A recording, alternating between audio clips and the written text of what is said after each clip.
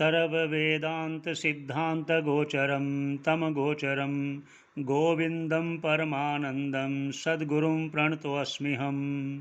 ओम शांति शांति शांति। भगवान की असीम कृपा से हम लोग विवेक चूड़ामणि पर सरल व्याख्या का प्रयास कर रहे हैं। आशा करते हैं कि सभी को लाभ मिले।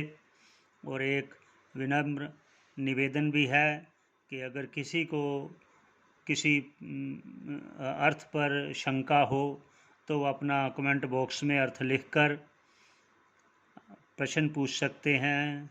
हम उसका उत्तर अवश्य देने की कोशिश करेंगे, क्योंकि ये हमारा उद्देश्य सिर्फ वीडियो बनाकर अपलोड करना नहीं है। हमारा ये भी उद्देश्य है कि सभी को लाभ मिले। जिस किसी को भी कोई शंका हो तो वो अपना कमेंट बॉक्स में प्रश्न लिख सकता है, उसका उत्तर अवश्य देंगे। तो आगे शुरू करते हैं ईश्वर की कृपा से। जैसा कि पहले कहा गया कि गुरु प्रशंसा करता है शिष्य की कि आपने अविद्या से मुक्त होने की इच्छा की, ब्रह्म भाव को प्राप्त होने की इच्छा की, और फिर उसके लिए गुरुजी ने उसको स्वप्रयत्न की प्रयास रखने की बातें कहीं, और अविद्या आदि काम कर्म आदि पाश से बंधन से स्वयं ही मुक्त हो सकता है।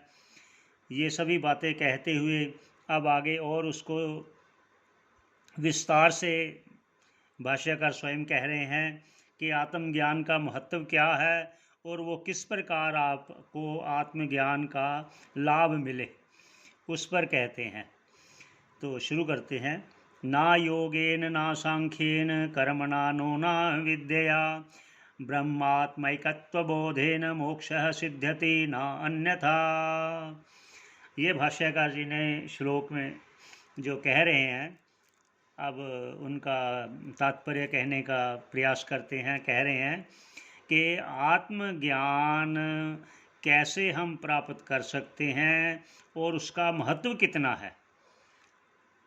ये दूसरे जितने भी जो 6 षट दर्शन हैं उनका भी साथ साथ थोड़ा सा संकेत दे रहे हैं। भाष्यकार स्वयं क्या कह रहे हैं, ना योगेन, कि आत्मज्ञान योग के द्वारा हम प्राप्त नहीं कर सकते।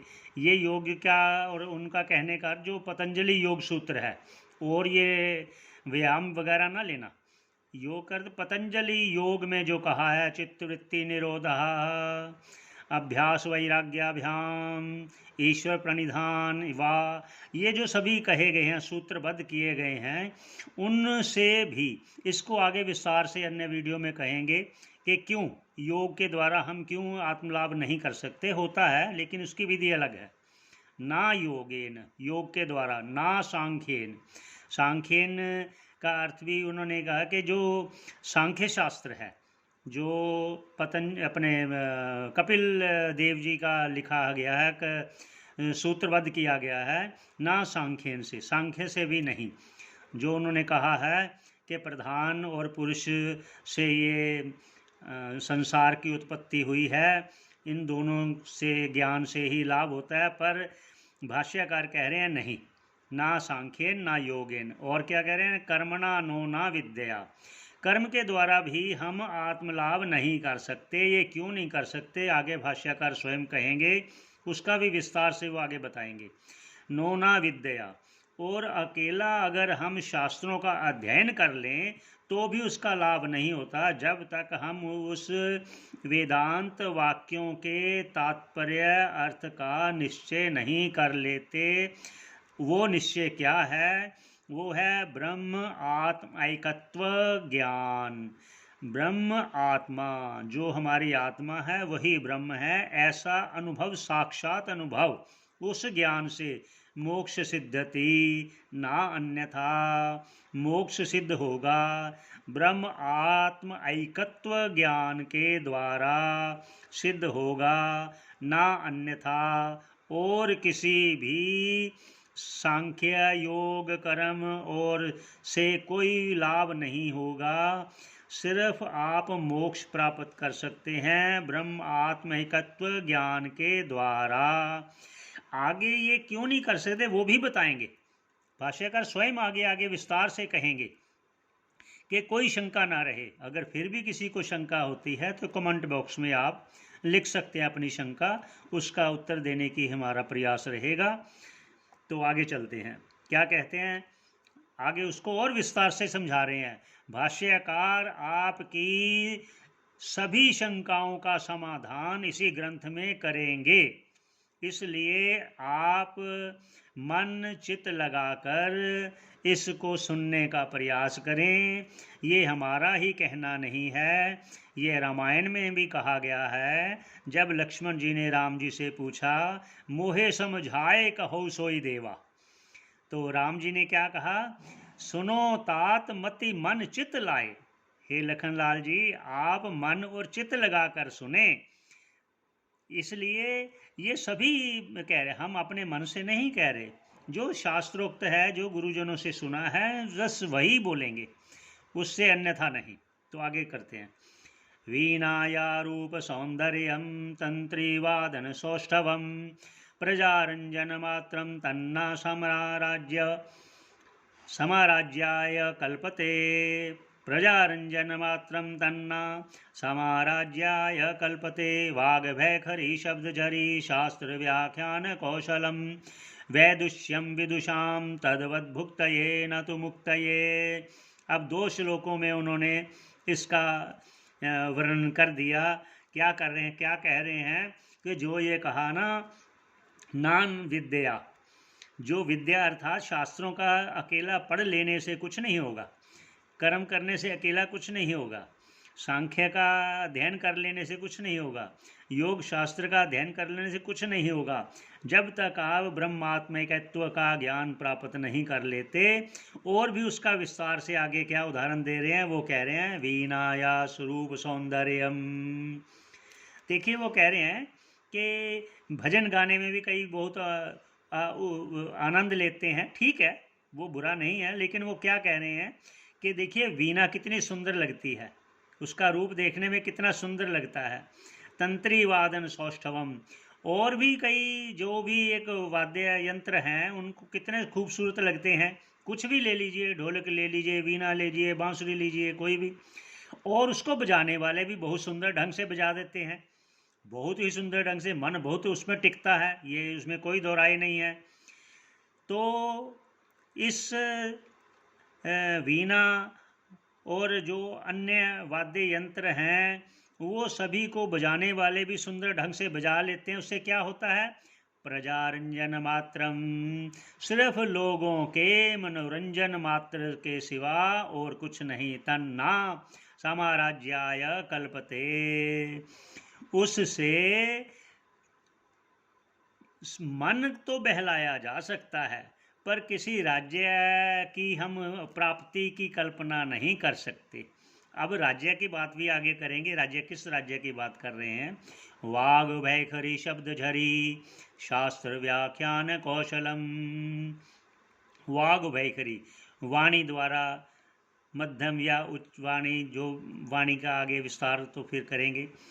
तो शब्द झरी, शब्दों की झड़ी लगा देना, धारा प्रवाह, शास्त्र व्याख्यान, इसकी कुशलता हो सकती है।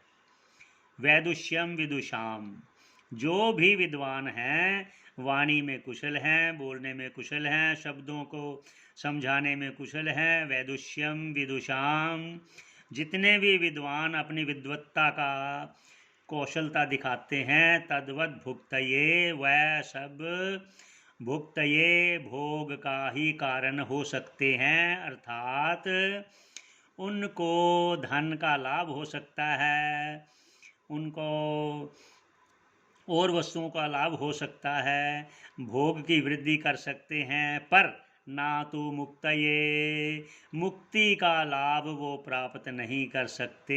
ये सभी भाष्यकार कह रहे हैं।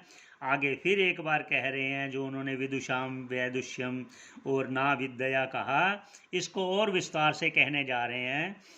अविज्ञाते परे तत्वे शास्त्राधीतिस्तु निष्फला, विज्ञाते अपि परे तत्वे शास्त्रधीतिस्तु निष्फला। आगे भाष्यकार स्वयं देखिए कह रहे हैं कि जिस प्रकार आगे कहा ना कि शास्त्रों का व्याख्यान करने में कुशलता हो, वो कह रहे हैं कि जैसे ये कहा गया, जब तक हम तात्पर्य निश्चय नहीं कर लेते तब तक उस मुकाम तक, उस आत्मज्ञान तक हम नहीं पहुंच सकते।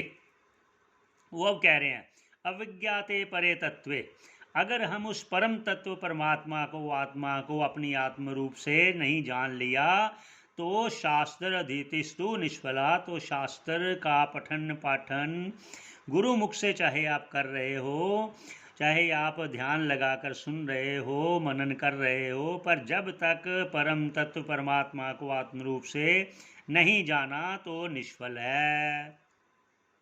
आगे विज्ञाते अपि परे तत्वे, अगर आपने उस परम तत्व परमात्मा को आत्म रूप से जान लिया तो भी शास्त्र अधीतिस्तु निष्फला। ये शास्त्र अधीति निष्फल क्यों कहा?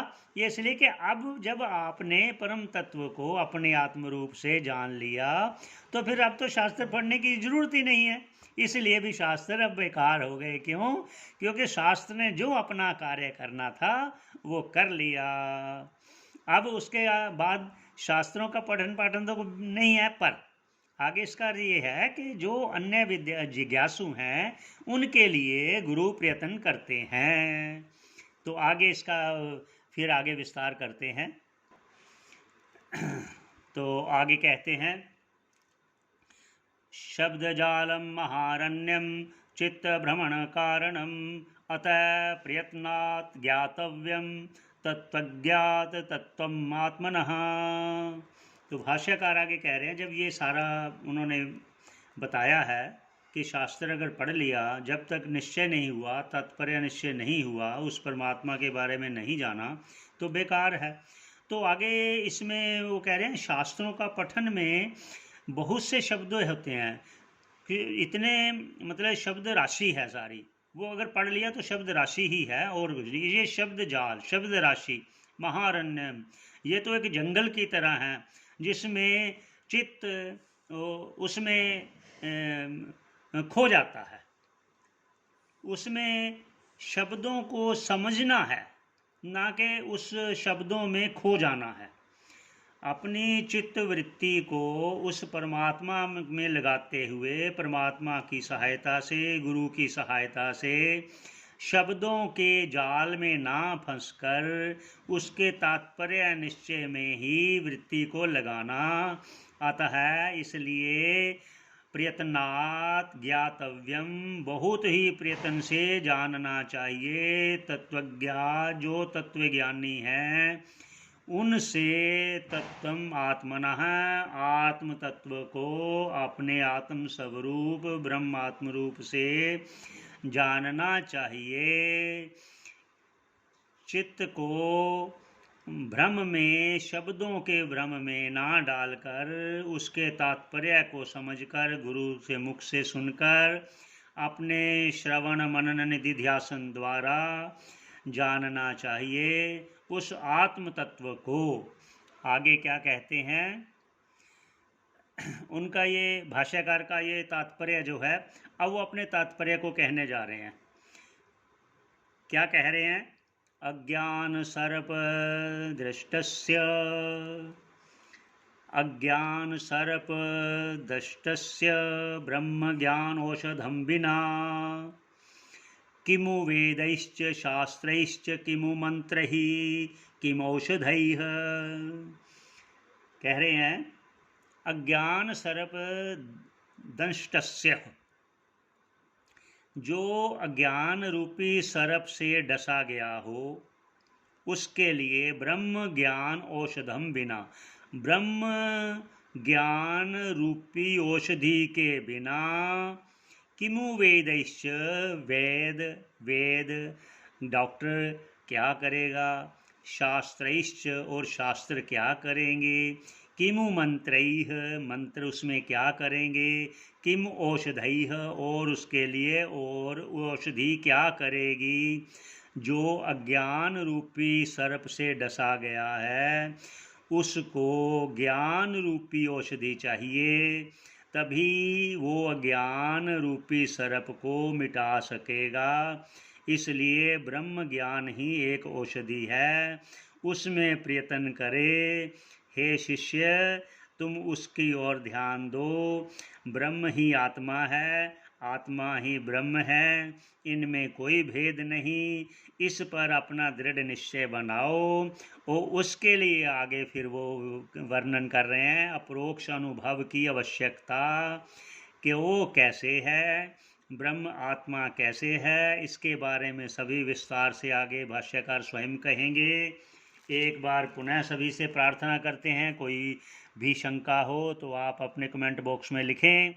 इसी पर हम आप विश्राम देते हैं। ओम पूर्णमदा पूर्णमिदं पूर्णात् पूर्णमुदच्यते पूर्णस्य पूर्णमादाय पूर्णमेवावशिष्यते। ओम शांति शांति शांति।